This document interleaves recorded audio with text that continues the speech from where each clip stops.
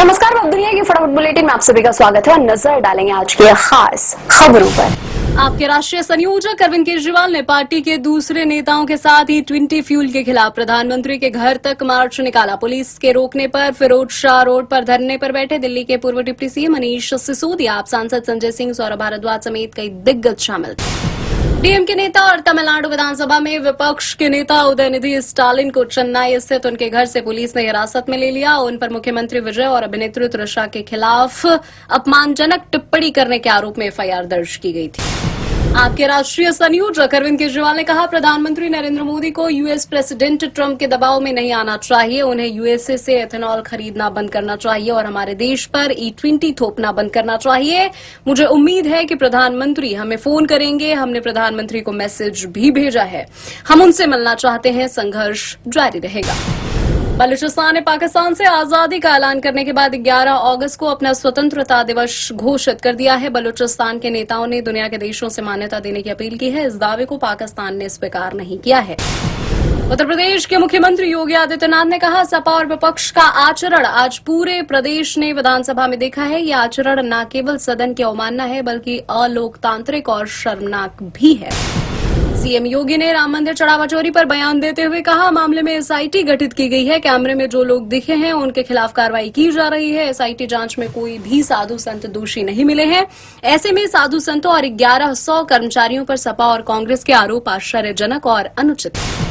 Air India की Phuket Delhi उड़ान की ऊंचाई अचानक 300 फुट कम हो गई। डीजीसी अधिकारी ने कहा, पायलट ने चालक दल के एक सदस्य के गंभीर रूप से घायल होने की जानकारी दी है। उड़ान के बीच हवा में असंतुलित होने की घटना की जांच कर रहा है डीजीसी।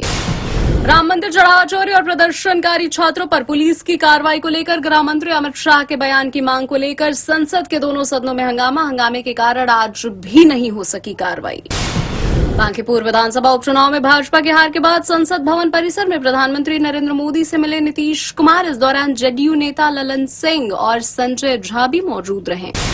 दिल्ली पुलिस ने राजस्थान एवं मध्य प्रदेश से 6 साइबर ठगों को किया गिरफ्तार। अधिकारियों ने बताया, आरोपी ऑनलाइन प्रचार संबंधी कार्य और क्रिप्टो करेंसी में निवेश के जरिए मोटा मुनाफा दिलाने का झांसा देकर ठगी करते थे।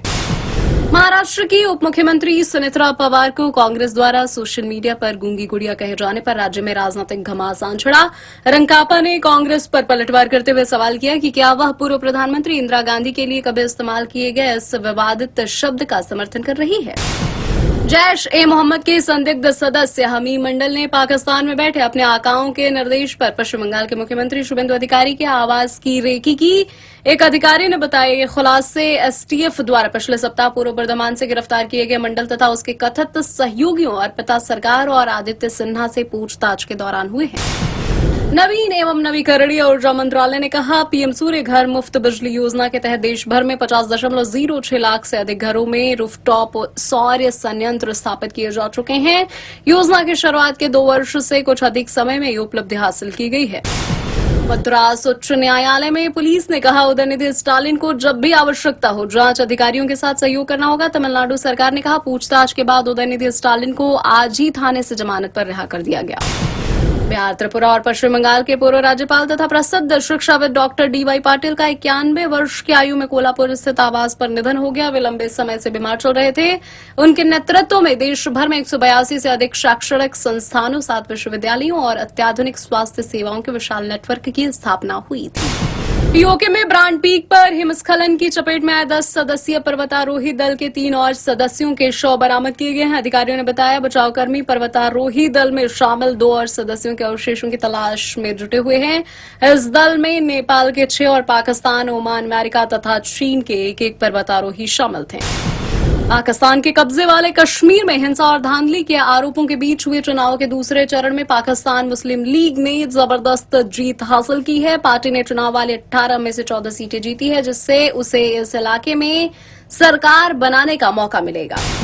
शेयर बाजार में 4 दिन जारी तेजी पर ब्रेक। सेंसेक्स 200 अंक गिरकर 78,429 अंक पर हुआ बंद। निफ्टी 159 अंक टूटकर 24,615 अंक पर हुआ बंद। अमेरिकी मुद्रा डॉलर के मुकाबले रुपए में 2 पैसे की गिरावट। लगातार बड़े बजट की फिल्मों के बीच इस शुक्रवार छोटे बजट की फिल्मों के नाम हैं। 7 अगस्त को माय डॉग, हनुमान अंश, आर्यभट्टा जीरो के साथ 2 डब फिल्में डीसी द ब्लडी वैलेंटाइन और डीजीएन भी होंगे रिलीज। फिल्म बंटवारा 1947 के प्रचार के दौरान सनी ने एक सवाल के जवाब में कहा, भारत और पाकिस्तान दोनों एक ही देश थे। मेरे पिता कहते थे भारत हमारी माँ है और पाकिस्तान इंडिया का एक ही हिस्सा है, इसलिए वह हमारी मौसी है। सनी के इस कथन के बाद सोशल मीडिया पर कई फैंस हुए नाराज। ये थी आज की फटाफट बुलेटिन। ऐसे ही ताजा अपडेट्स के लिए बने रहे हमारे साथ, यानी कि विजिट करें वेब दुनिया पर।